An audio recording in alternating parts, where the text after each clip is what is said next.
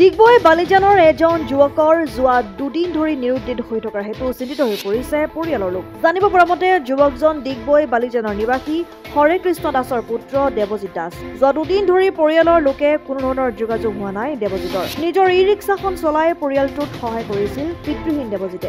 বৰ্তমানেও কোনো ধৰণৰ খবৰ নোপোৱাত ভাগি পৰিছে দেৱজিৎৰ মাতৃ।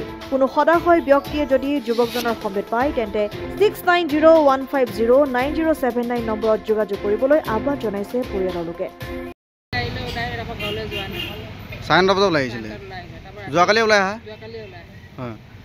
ৰাতি 10টা বজাত মই ফোন মাৰিছোঁ, ফোন লগা নাই। তাৰপৰা তেতিয়া ৰাতিপুৱা 3টা পৰা বিচাৰিছোঁ, ৰাতিপুৱা বিচাৰি নাপাওঁ। টমটম লৈ আহিছিলে ন? টমটমখন পালে?